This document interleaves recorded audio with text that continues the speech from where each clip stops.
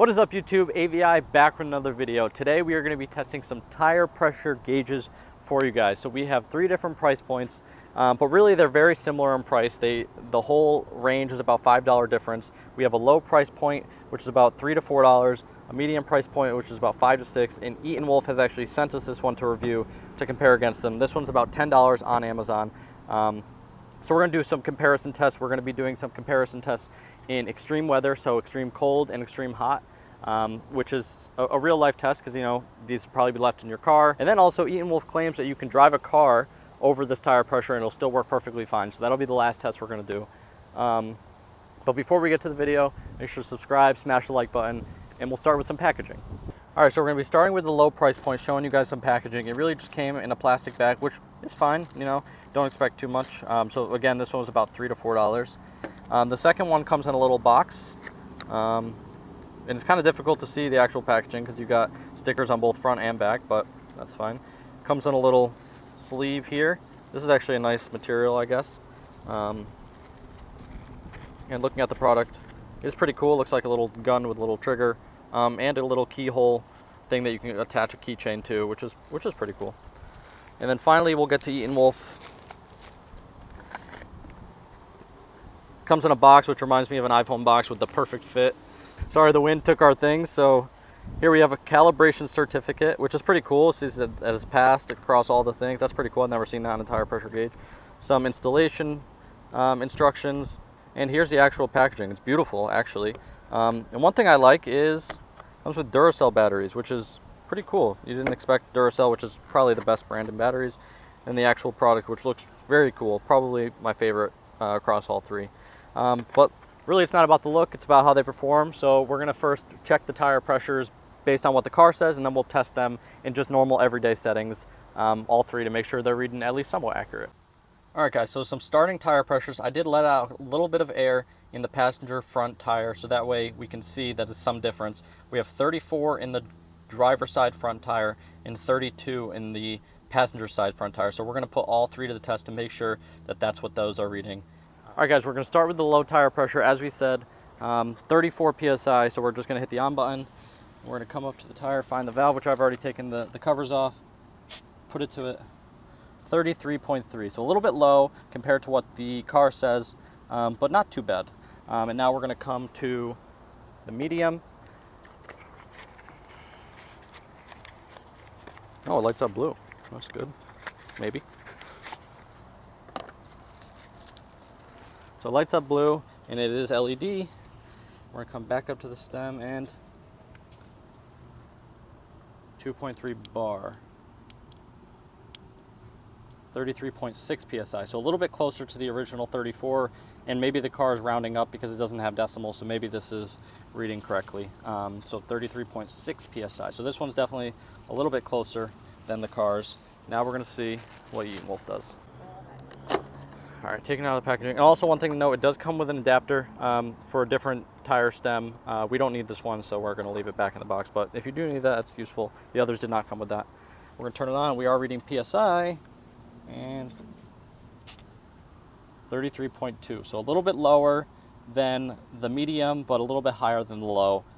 All right, now we're on the passenger side. One thing to know, this does have an LED light, which is pretty good in nighttime. I think the medium one does have a light, but the low one does not have a light, so that's one thing to note. Let's try the passenger. So we're looking for 32 PSI. All we're gonna do is put it up there.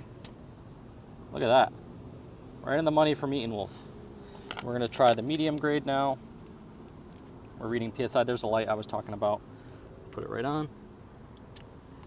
32.4 PSI. So again, based on how the car is reading, it might be rounding down to the nearest number, so 32. So this is still in range. All right, now we're going to test the third and final one, the cheap option. And I'm in a little bit of a weird spot here, but there we go, 30.9. So we're looking for 32. And this is reading 31, so again, a little bit lower than the others. Now we're going to put these to the test, and we're going to put them in the freezer because all of these claim that they can be in sub 32 degree temperature and even close to 0. So we're going to put them in the freezer for a little bit, and we're going to come back and see how they perform. All right, guys, we are inside the house because it's actually summertime, so we can't naturally create negative degree temperatures like it would be in your car in the winter. So what we decided to do is throw them in the freezer. So we actually put a thermometer in the freezer overnight, and it's reading 14 because we just opened the door, but -2 is the low, and all of these claim that they can go -2. So let's put them in and see if they can actually read temperatures after being left inside the freezer for a long time. So we'll come back in maybe 30 or so minutes, get them, and we'll test them. All right, guys, so it's actually been a little bit more than 30 minutes. We noticed they weren't super cold after 30 minutes, so we kept it in for about an hour and a half.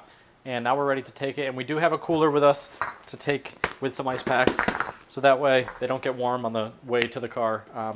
Yeah. So actually it got to, it's currently 3 degrees. We had just opened the door, but now you can see it's a little bit frosty. So we're gonna throw these things in here. They're very cold. Zip it up.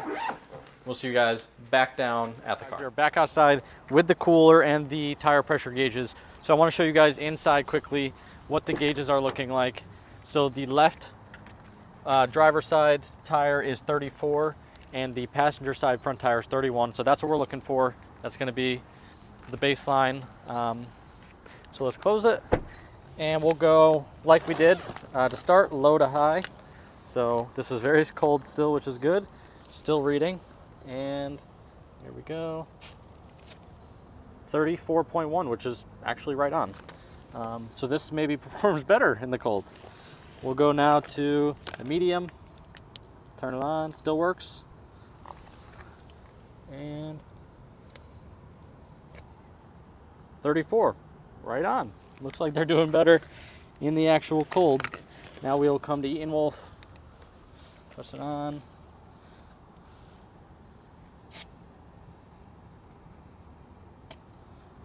33. So a little bit low, but let's check the actual tire pressure to make sure we didn't lose any. It still says 34 on the inside. So ETENWOLF's reading a little bit low. Let's try it one more time just to make sure, and then we'll head to the passenger side.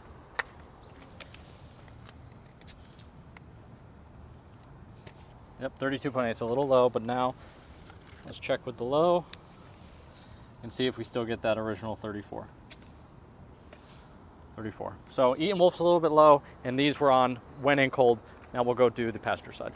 All right, so now on the passenger side, so we're actually under 31 PSI is what we're looking for here, according to the car. We'll try ETENWOLF first. 30.5, rounded up, 31 is good. Try the low.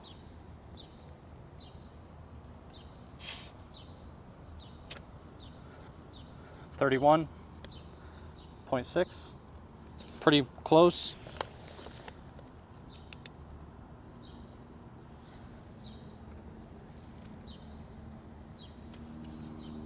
31.4. So they're actually all very, very close, even when in cold. So I'd say these all passed the cold test. Now let's go to a hot test. We're going to put them in 100-degree heat. So maybe we'll just leave them in the sun for a little bit and make sure that they're still going to read, even after sitting in 100+ degree weather. All right, guys, we're going to leave these in the sun. Currently it's 89 degrees outside, so with the sun it'll definitely be hotter, 100+, I would guess. So we'll come back in maybe an hour or so once they're all warmed up, and we'll test to make sure that the PSIs are still reading accurately. All right, so the tire pressures, now that we drove a little bit, 36 on the driver front tire and 34. Those are the numbers that we're looking for. All right, we're going to start with the cheap one as we normally do for the driver's side. Get down, 36 is the magic number. It would help if I turned it on. Set this to PSI.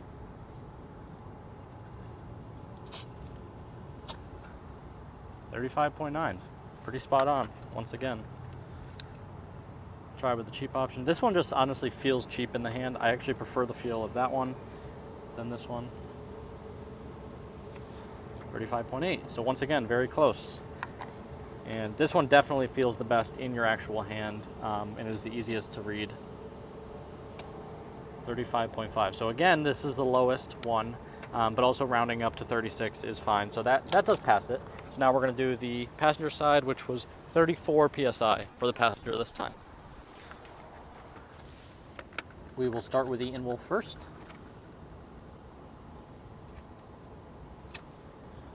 33, so 1 PSI lower. We're looking for 34. 33.2, so 0.8 lower than what the car suggests. We're going to turn this one on this time. It's a little bit difficult. 33.2. So these are actually all reading lower than the car says. So I'm going to say that these are right and the car is wrong, maybe. But we have one final test for you to kind of say, which one would you buy? Was it worth the extra $5 to get the ETENWOLF? Like I said in the beginning, we're actually going to be driving the car over these. ETENWOLF claims that you can just drive over it and it still works perfectly fine. So we're going to put that to the test. We're going to start with the cheap one. And we're going to see how that one does by driving over it.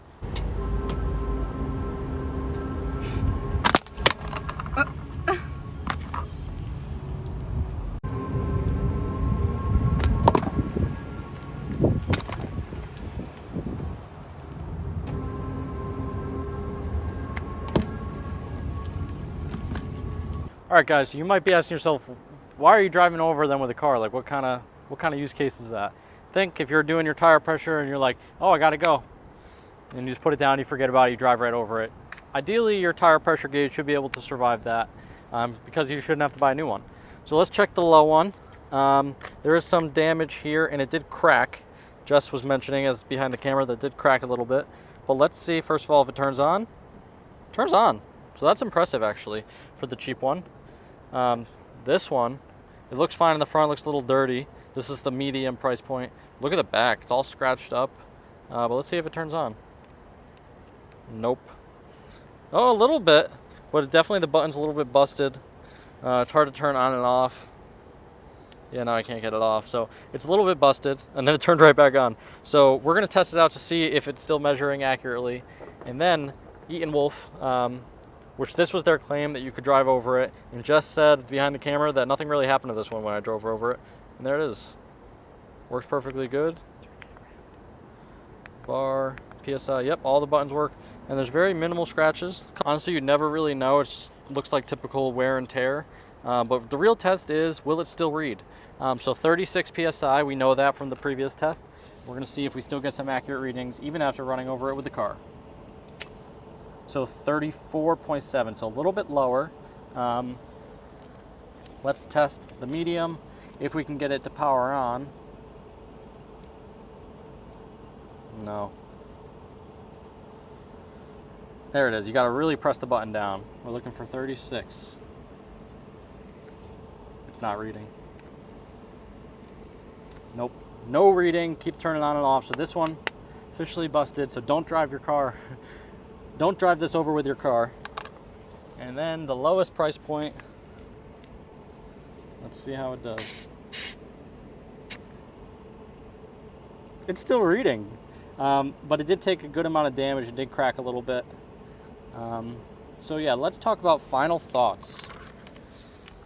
So like we mentioned in the early video, this was about $4, this was $6, and this was $10 on Amazon. We'll put the links to all these below to check out. But my opinion is this one, it was an early favor in the beginning, but the heat didn't really work that great when it was put in heat, and we weren't able to drive over it with the car, so I'm gonna say no to this one. So it becomes the cheap versus the expensive, $5 difference.